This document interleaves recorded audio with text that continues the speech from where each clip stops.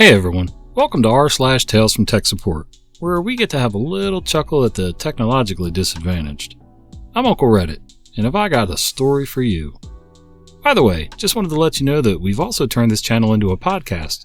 For those of you who would rather listen or can't always watch the channel, search Storytime with Uncle Reddit on Spotify, Apple Music, Google Podcasts, Anchor FM, and more. Now on to the stories. Can you show me what that is? I've never done that before. This happened probably about 6 months ago at my Tier 1 tech support job for a financial firm, but I thought about it recently and wanted to share. I answered the phone for my team's support line, and a very sweet, elderly woman called in for some assistance. Her issue she was having was actually very common and a simple fix. Our web app we use for internal compliance training only works in Chrome, and she was trying to use Internet Explorer. But what happened during our conversation astounded me. M equals me, L equals lady. Me. Okay, ma'am, I see the problem. Our training site will actually only work in Google Chrome, so you just need to copy and paste the training link into your Chrome browser. Lady. I'm sorry, can you show me what that is? I've never done that before. Me, thinking she meant never used Chrome. Oh, sure thing. Google Chrome is an alternate web browser that's installed on all of our... Lady. Oh no, I know about Google Chrome. I mean, copy and paste. I've never done one of those before. She had no idea what I was talking about. I've run into technologically illiterate users, but this was on another level. This woman has worked at our company in her position for 8 years, and I don't know how long she's been in the financial industry for total, but her position is high enough that it requires many years of previous experience to even get in the first place. She's gone all that time never using copy and paste. A big part of her job is to take massive amounts of data from million-plus line spreadsheets and compile it into digestible reports for our directors. She's been doing that for 8 years without copying and pasting anything. I went to show her how to do it using Ctrl+C and Ctrl+V, and she said that was too difficult, so I had to show her how to highlight, right-click, and copy, and then right-click and paste into the spot you want it to go. Lady. Oh, wow, that is super helpful.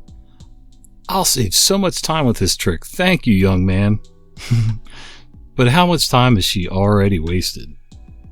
Yeah, it's funny. I read a couple comments down below that talked about people, if you don't know, you don't know kind of deal. But if you've been around computers in a financial institution or office environment of any kind for that many years, how do you not know something like copy and paste? If you're working with spreadsheets, that's one of the first things you learn. Tab, indent, all that stuff. I don't know. And for our next story, if only you'd listen. Ages ago, I managed a tech support team at a rather large multinational corporation. Our team specifically supported data backup and recovery, and when you back up over 15 petabytes every 24 hours, and there were strict rules that only us or 3 specific directors could make any changes, we were busy. There were also very strict rules. Here are a few of them. No backup could ever have a retention over 35 days without the team doing it, buying the storage needed for the data, and buying the backup software license, and managing it themselves. Restores were only to restore lost data to the original device or its replacement. Migration was the team that charged your P&L center. DBAs had to dump to flat files, and those were backed up as regular data, but DBAs could restore their own data. Strict. If someone broke the rules, fired. If we knew and didn't fix it, fired. So strict that if someone asked us to break the rules, we had to report them to audit. The lead-in. One morning I'm looking at data reports and something is really goofy. A DBA had restored data that was 5 months old. I dive into the system and there it is. We had a consistent name pattern for policies, schedules, etc. So fake name, 5-week retention, was the default. Someone had edited the local file by hand for 6-month retention. Legit, because a few teams were paying for that. Some DBA had just gone fishing for a policy name and got lucky. I edited the file, locked it to require admin login, deleted the 2 old backups, and waited. Barely 3 hours later, a DBA manager logged in and changed it back. I sent logs to audit and he was fired in 2 days, replaced by a guy I will call Bob. Side note, real hardcore nerd crap warning. We did weekly fulls and daily incrementals, so to get data that was 35 days old, we kept 42 days of data. To get 6 months, we'd keep 187 days. The name of the schedule had nothing to do with the period of the schedule. The saga of Bob. Bob is in place 3 days when he calls. One of my best guys, Mad Dog, escalates him to me, so I call him. Bob. Geez, you guys are morons. Me. I hang up. Bob, after calling back. I'm just trying to point out you suck at your job. You're only keeping data for 5 weeks. You gotta keep it for 6. Me. We know that, Bob. Everything's fine. Bob. But the schedule clearly says 5-week retention. Here, let me explain to you how backups really work, because you obviously don't know your job. Note, I had this job because I had been working with the software for 20 years and had been head of technical support for the software manufacturer for 3 years. I literally wrote the support manual. I let him drone on as I worked. He finally stopped after 20 minutes with, "So now that you understand how to actually do your job, fix it or else." Me. Sure. I closed the ticket with a "no problem found" code, charging his department for wasted time. Then I emailed him edited screenshots of the policy showing a 42-day retention. Next morning, I'm talking to the head of all support, a director, on the daily call, and he mentions Bob emailing him about how my team was full of idiots that can't do math. I explained to him how restores work and how the schedule that keeps data for 42 days is just called 5-week retention to reflect policy. I even type it up and email it to him with the policy screenshot, and he forwards it to Bob and Bob's boss. Next morning, the director says Bob escalated to the VP of Division Ops. So we get that guy on the phone, email him the explanation I typed up. The VP curses the open door policy, tells Bob's manager to control his guy. We resend the entire explanation and screenshot to Bob again. Bob calls me. Bob. I hate to get you in trouble, but I had to escalate because you're putting data at risk. Me. Bob, listen very carefully. We keep data for 42 days. We just name the schedule to reflect policy. Bob. Do you think I'm an idiot? Last warning to fix it. Ticket closed. No problem found. Resend the email to him and his boss again. Skip a week and I'm thinking it's over when I get a call. Bob has actually used the whistleblower system with HR and has claimed gross incompetence, is threatening the company with massive data loss that could cost millions, and that the open door policy is being ignored. We must explain to the CIO what is going on. The sits on the board of a Fortune 25 company CIO. The VP forwards my email. We have a massive con call with the CIO and I walk him through it all, sharing my screen as I log in and show how the retention is correct, and how the name could be 5-second retention and it would still actually keep the data 42 days. CIO. And you showed him this? Me. Yes, 3 times. CIO. Okay, add him and try again. Bob joins and immediately says, "Since there are so many non-technical people on the call, let me explain how backup retention works." And launches into his 20-minute lecture. The director had to mute him after repeatedly trying to get his attention and text him to get him to shut up. This is really 3 of the directors who didn't do the usual introductions, but he shut up. Then, CIO. Good, let's go ahead. After careful review, it's obvious that company policies are being followed and there is no risk of data loss. So, Bob interrupting. This is why I wanted to educate you on how backups work. You have to know that and have a good grasp of math to understand backups. And since you obviously don't understand the math, you should probably let the technical people talk now. Oof. Me, my boss, the director, and Bob's boss.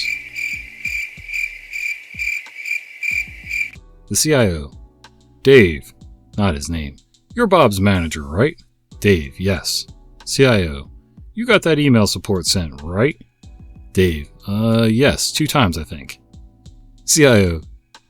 Dave, you and Bob are fired. Security is already on their way. The call is over. Me and my boss alone on the bridge. Wahahaha. Too long didn't read. Moron refused to listen to support. Got fired for calling the CIO dumb.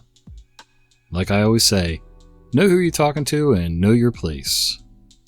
And for our next story, let's leave an electrical cabinet open because it's overheating and directly exposed to chemical mists that eat plastic, rubber, and paint. The manufacturing process involved lots of machining coolant to prevent the high-speed tool bits and the parts from overheating and fusing together. and help remove the massive quantity of metal chips and shavings from the drilling areas. The coolant is fantastic for the machining operation and metals in general, but it eats paint and brittles plastic and rubber. Any cables that are in the exposure zone are armored cables or metal tubing. Some of the coolant ends up being aerosolized from the spray, and while it is below OSHA's safety limit, it's still enough to slowly degrade the paint inside the facility over time.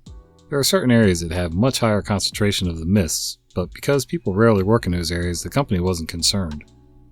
There was one cabinet full of industrial control systems and network switching gear in that rarely visited area.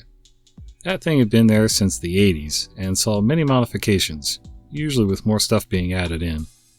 Some time ago, it started having problems, and one of the technicians used a thermal imaging camera to confirm that it was an overheating problem. In an ideal world, they would have either used a bigger electrical cabinet, moved some of the stuff elsewhere to lower the thermal load concentration, or install a fan with a filter in front to catch the mists. Instead, someone just left the cabinet open and informed their supervisor that the problem was solved. Guess what coats the wires and cables in the cabinet? Rubber and plastic. And while the circuit boards in the electronics are laminated fiberglass, the components on those boards frequently use plastic shells to protect the silicone chips or other internal components and are encased in more plastic. There were also 480-volt cables and breakers inside of that cabinet as well. More than a year down the road, the station starts having erratic behaviors and would randomly alarm out. The insulation on the wires in the cabinets were melting or flaking off, allowing bare copper to come in contact with each other. During the troubleshooting, they removed one of the swappable controls module, and the plastic housing cracked, with a chunk falling out. Somehow, the 480-volt cables hadn't lost their insulation yet, which would have been a problem if they had metal-to-metal contact somewhere. And that was how I spent my Thanksgiving week a few years ago, replacing the entire system because everything was assumed to be on the verge of failure. Unfortunately, in the aftermath, it was never documented who left the cabinet door open, and everyone involved with the mess denied that they were the one who left it open. Well, that was probably smart of them. You know, mistakes will happen, but at that point, just admitting it would have only got that person fired probably, so hopefully they learned their lesson and stopped doing stupid stuff.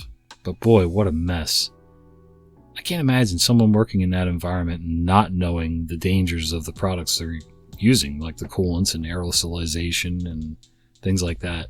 Either they were very uninformed or just kind of lazy and didn't give a crap. And our next story, on the size of sphincters. Yes, you heard that right. So this goes back about 5 years when I was still very new to Help Desk and new to the account I currently support via contract. For the purposes of this story, I do need to use a name to stand in for the CEO of the company. Let's call him George Washington. We run a ticketing system that pulls the user's name up when they call, provided they enter their employee ID properly in the IVR. We have a standard greeting where we identify ourselves and then ask the name of the customer. It's like my second week without training wheels. Me. You've reached Help Desk. This is me, and I'm speaking with... Sees the name George Washington on a ticket and freezes. Caller. Hey man, hey buddy, can you hear me? Gulp. Me. Yes sir, Mr. Washington. Caller. Hey man, I'm not that George Washington. Me. Excuse me? Caller. I'm not the CEO, you can relax. He's George Washington. I'm George S. Washington. People call me GS to avoid confusion. Me. Oh. Caller. It's okay, trust me. I get it all the time. That George Washington wouldn't be calling unless hell froze over. He has assistants for that. Me. Right. He probably does. Sorry, I'm new. Caller. I figured. Just one question. How tight is your sphincter right now? Me. You probably couldn't drive a mustard seed up there with a jackhammer right now. Caller. Ha! That's great. I'm going to steal that. That's a better joke than something about coal and diamonds. The caller then asked me to make a ticket to the server team to reset some servers in the data center. Even gave me an old ticket to copy and paste for reference. I've talked to him a bunch of times since then, but thinking the CEO was calling me when I was greener than Hulk Piss is one I will never forget. That's a new one, greener than Hulk Piss. Well, thanks for joining me today, guys.